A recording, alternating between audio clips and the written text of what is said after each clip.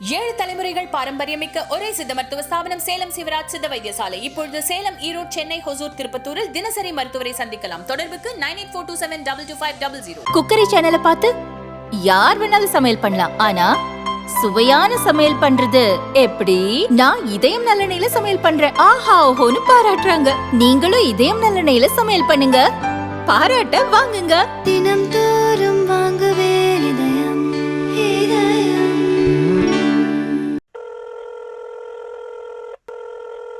என்னையா தம்பி என்ன பண்ணிட்டு இருக்க? அண்ணே ஒரே வேலைண்ணே. என்னையா வேலை? நான் தான் அங்கங்க பரபரப்பாக அலைஞ்சு விஷயம்லாம் கேட்டுக்கிட்டு இருக்கேன். நான் தான் இருக்கணும், நீ ஏன் பரபரப்பா இருக்க? என்னண்ணே என்ன விஷயம் இன்னைக்கு? என்னன்னா, திண்டுக்கல் மாவட்டம் இருக்குல்ல, ஆமா. அங்க என்ன சொல்றது, மிகப்பெரிய ஒரு சம்பவம் நடந்து போச்சுப்பா.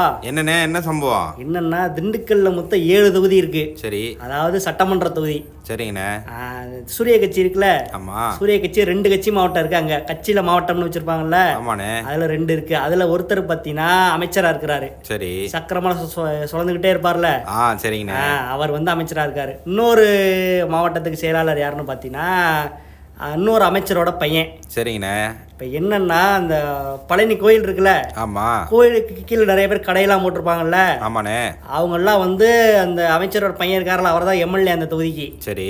வந்து கோரிக்கை வச்சாங்களா, இந்த மாதிரி கோயில் நிர்வாகங்கள் கடையெல்லாம் எடுக்க சொல்றாங்க எங்களை, நான் எங்களால் என்ன பண்ணுறேனே தெரிலதாங்க, நீங்கள் தான் எதாவது பண்ணணும், கவர்மெண்ட் விட பேசுங்க அப்படின்னு சொல்லிட்டு ரெக்வஸ்ட் வச்சுருக்காங்க.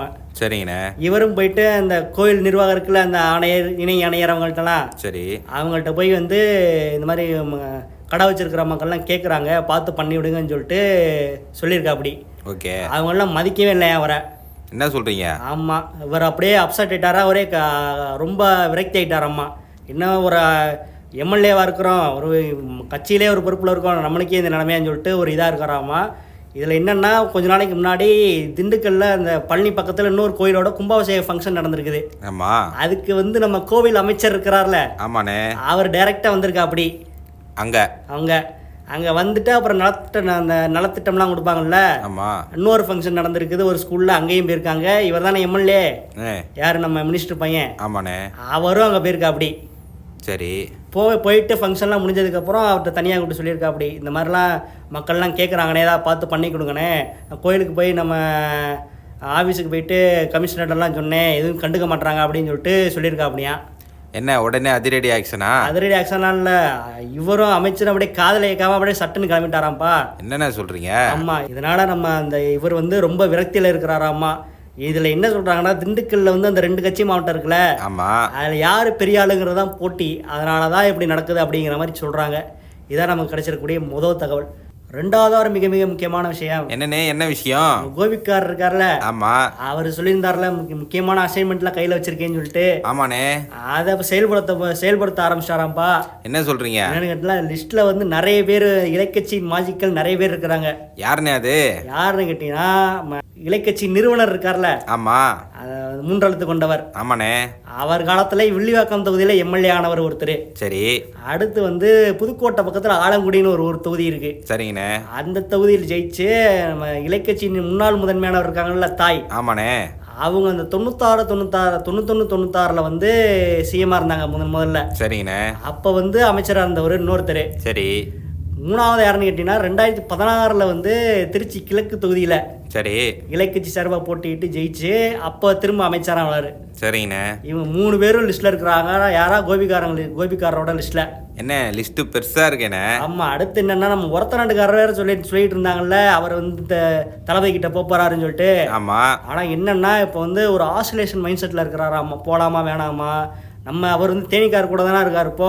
ஆமா. நம்ம தேனிக்கார் வந்து இப்போ என்னன்னா, லொட்டஸோட தான் போகணுங்கிற ஒரு முடிவில் இருக்கா. அப்படி போல இருக்கு. சரி.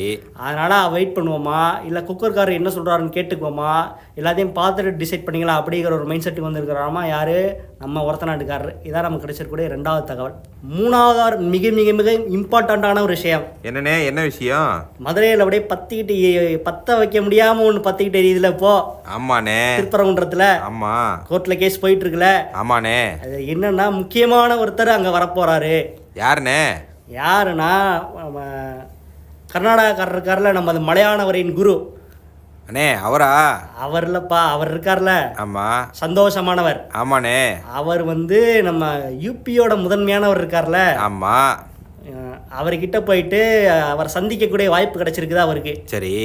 சந்திச்சுட்டு என்ன சொல்லியிருக்காருன்னா, எல்லா ஊரை பற்றி பேசிகிட்டு இருக்கும்போது திருப்பரங்குன்றத்தை பற்றி பேசியிருக்காங்க. ரொம்ப சென்சிட்டிவ் ஆகி போச்சு, ரொம்ப பெரிய விஷயம் ஆகி போச்சு சார்னு சொல்லிட்டு. சரி.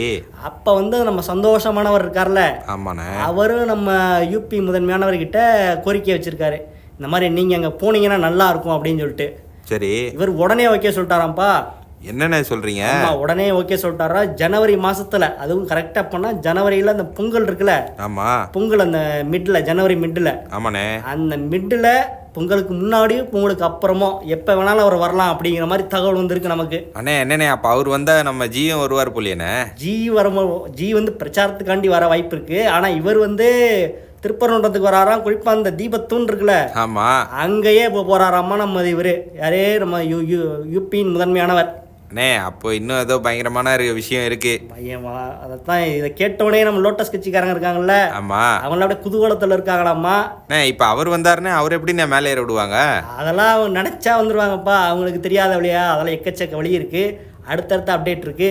என்னென்ன நடக்குதுங்கிறத வெயிட் அண்ட் வாட்ச். நான் தான் அட்ராசிட்டி ஆறுமுகம் பேசுறேன். எல்லாருமே அட்டன் பண்ணீங்க.